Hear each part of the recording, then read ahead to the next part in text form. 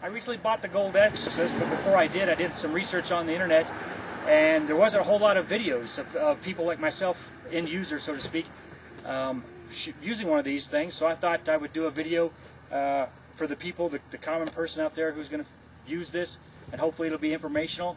It came, and basically it boils down to there's like 11 pieces to put together, and I'm going to show you how easy this is to put together. First of all, there's 4 legs, and the legs are numbered from 1 to 4, which makes it real easy to put together. You just find the numbers and slip it in. There's 4.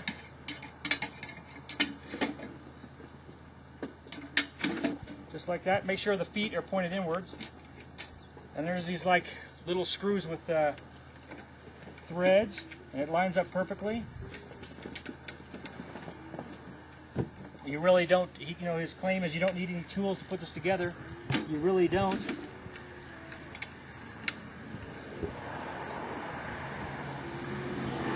very simple.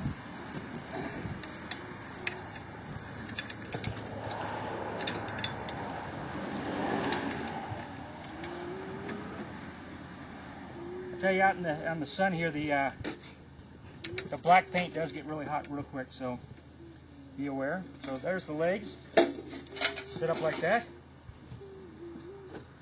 Then the arms. Now, the curved part, I found out, goes towards the back, and the longer straight thing goes down. Now, these aren't numbered, or any indication that these go down. It might not be a bad idea to, to mark them somehow. It makes it a little quicker, but it's really not that big a deal. They screw in too.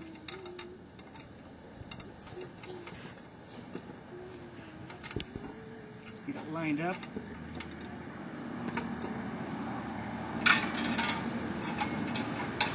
Then the hopper slides on. Make sure they're both lined up.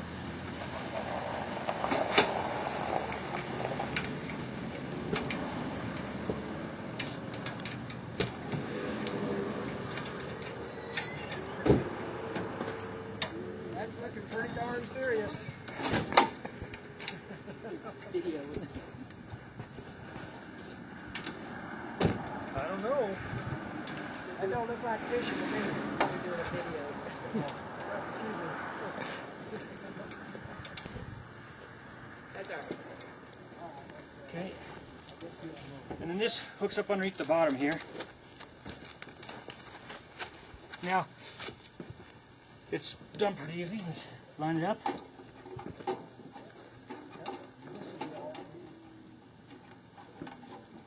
There's several knobs under there, so it's pretty easy to do.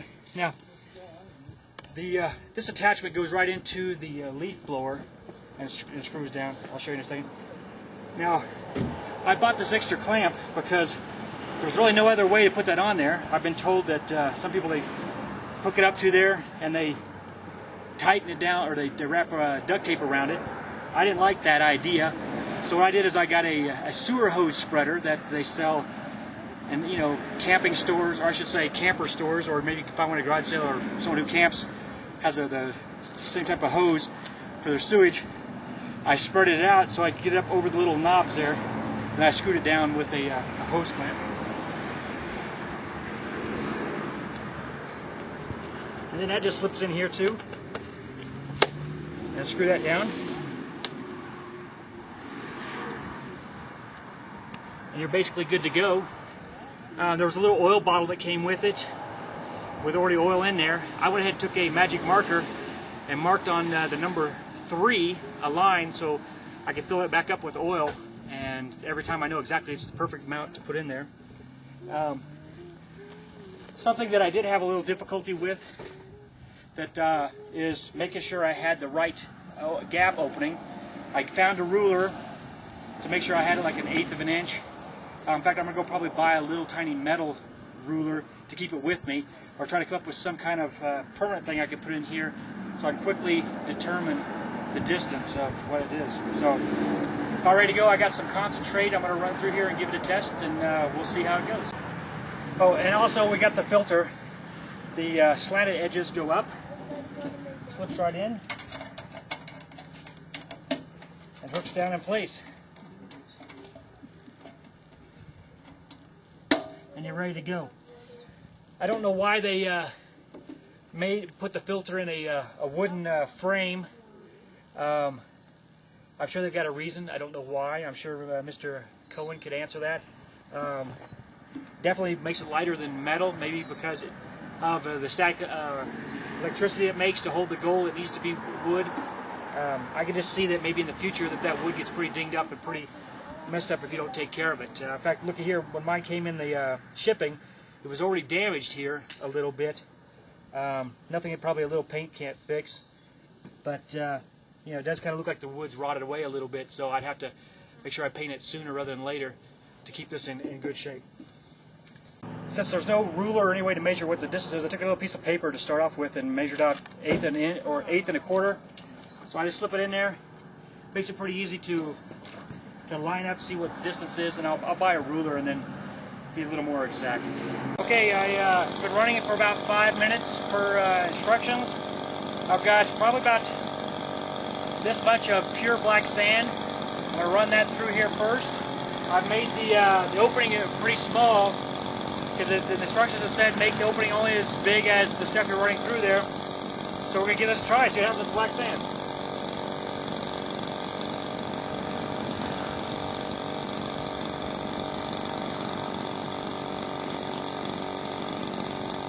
I need to open this up a little wider, probably.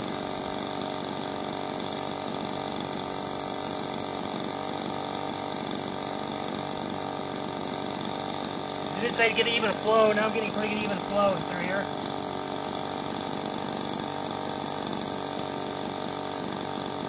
Now what I'm going to do, the reason I got that bucket there, is I'm going to catch that black sand, and then what's left on the riffles, I'm going to pan that out.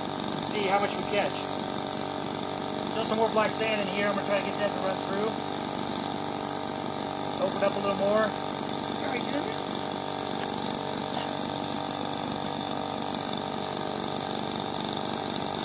There's quite a bit of black sand there. I don't know whether I should let it just sit there and run through or not.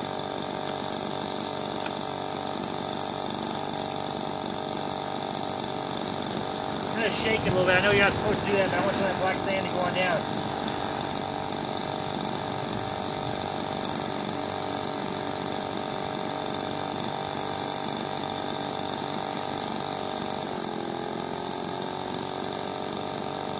I thought surely more of the black sand would go down than it did.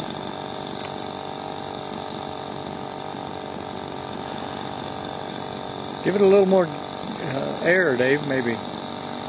Let me try and make this go a little faster, see what happens. That did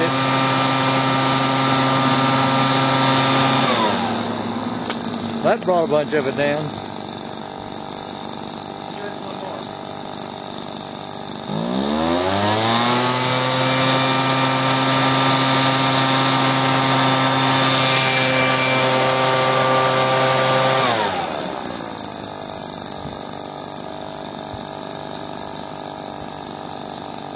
Okay, got everything set up. Been running for about 5 minutes, maybe a little longer per instructions.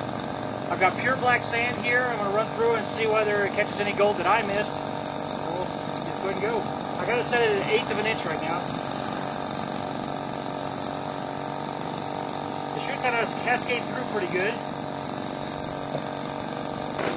There's a lot of sand still there. I don't want to shake it, but I have a feeling this needs to be running a little faster.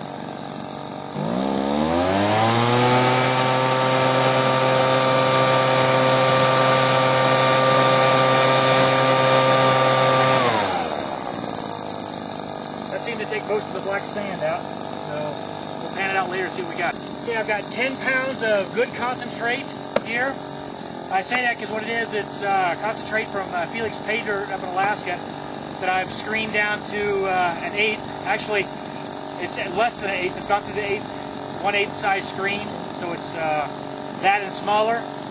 We'll run it through here. I know there's gold in here because Felix has good pay dirt. I usually do this by hand to get everything out, but I figured got this new machine, we'll try it out, See how it works.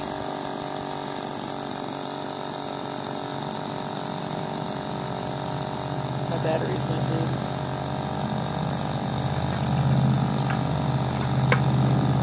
I'm dead. I figured my batteries were. Oh well.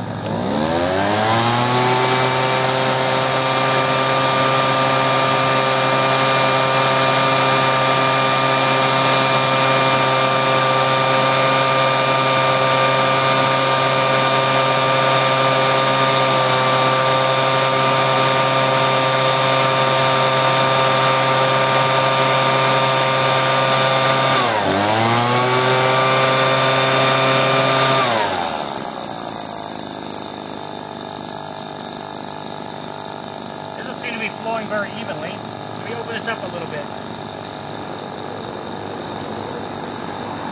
It's evenly in the hopper, so we'll see what happens here.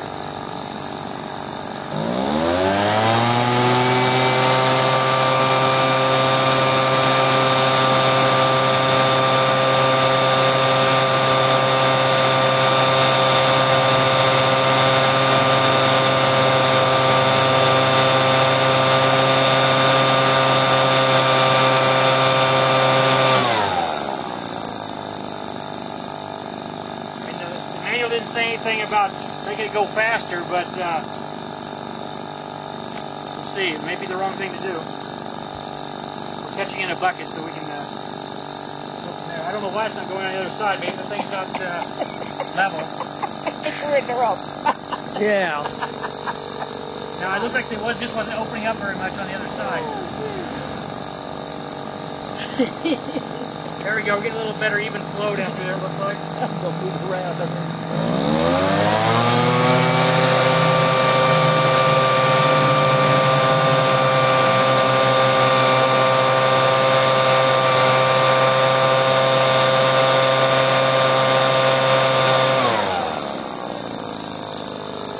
I don't know if I'd want to sit there all day long holding that open. Well, I got somebody's behind right in the middle of my movie. That's a good one, honey.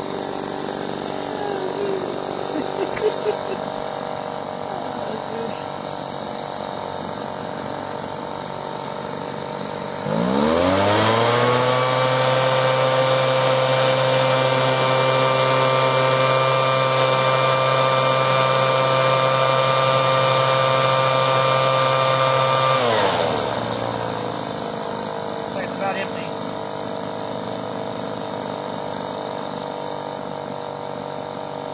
Now, if you have to push down that and try to run 10 buckets through at a time, I don't think that would be very good.